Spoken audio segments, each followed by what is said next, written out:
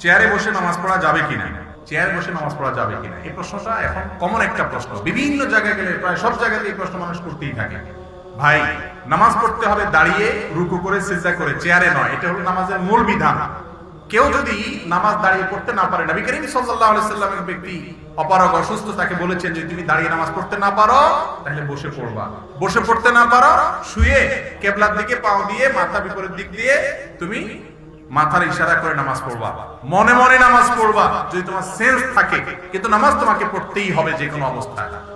এখন একজন মানুষ যদি দাঁড়াইতে পারে কিন্তু রুকু আর সিজদাটা করতে পারে না, রুকু সিজদা করতে গেলে তার কোমরে ব্যথা হয়, অসম্ভব ব্যথা হয়, অথবা ডাক্তার যিনি নামাজের গুরুত্ব বুঝেন সেই রকম ডাক্তার, যিনি আবার ভালো ডাক্তারও বটে, তিনি বলছেন যে আপনার মাজাতে এক্সরে ইত্যাদি রিপোর্ট করে দেখা গেছে, বোঝা গেছে আপনি নিয়মিত রুকু সিজদা ভাবে করলে আপনার স্থায়ী রোগ হবে, বড় অসুবিধা হতে পারে, এই জন্য আপনি নামাজটা বসে পড়বেন চেয়ারে।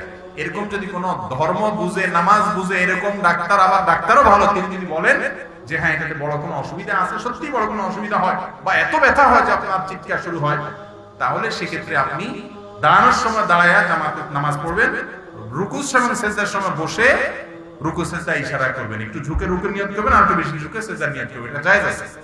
আর যদি দাঁড়ানো থেকে বসতেই না পারেন, উঠা বসাও করতে না পারেন, এত বেশি অসুস্থ হন, তাহলে সেক্ষেত্রে আপনি বসে পড়তে পারেন। অনেক মায়েরা আছে গর্ভবতীর সময়, বিশেষ করে শেষের দিকগুলোতে এত বেশি শরীর ভার হয়ে যায় যে ভারসাম্য ধরে রাখতে পারেন না, ভয় হয় যদি পড়ে যায় তাহলে গর্ভস্থ সন্তানের ক্ষতি হবে, ওনার ক্ষতি হবে।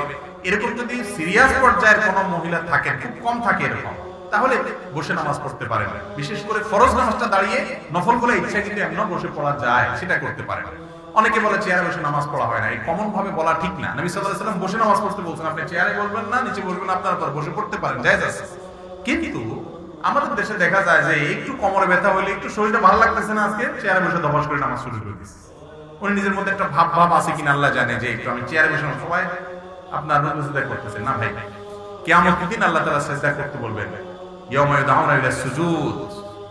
সেদিন দুনিয়াতে যারা আল্লাহকে শক্তি থাকা অবস্থায় সিজদা করে নাই, নামাজ পড়ে নাই, তারা সেদিন সিজদা করতে চাইবে কিন্তু করতে পারবে না, সুস্থ থাকা অবস্থাতেও পারবে না। এই জন্য চেয়ারে বসে ফ্যাশনগিরি করা চলবে না। আপনি কার সামনে দাঁড়িয়েছেন? আকামুল হাকিমের সামনে কিসের ফ্যাশন, কিসের মাতবরি? আর বিশেষ করে তরুণ যুবকদেরকে বলছি, এই যে চেয়ারে বসে নামাজ পড়ছে, জিজ্ঞেস করে দেখেন মুরব্বীদেরকে, সে তৃপ্তি হয় না, ভালো লাগে না। আল্লাহকে একটু সিজদা ভালো করে দিতে না পারলে নিজের মনে শান্তি আসে না, রুকুটা সেরকম ভালো করতে পারলে না করলে ভালো লাগে না। এখন পড়তেছেন না নামাজ, একটা সময় পড়তে চাইবেন, চোখের পানি ফেলফেল করে ফেলবেন, কিন্তু পড়ার সুযোগ আর পাবেন না। সময় থাকতে নামাজ পড়বো তো ইনশাআল্লাহ।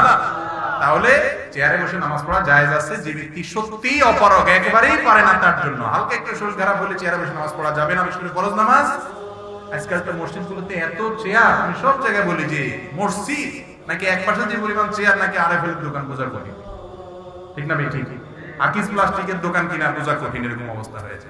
আল্লাহ তাআলা আমাদেরকে বোঝার তৌফিক দান করুন।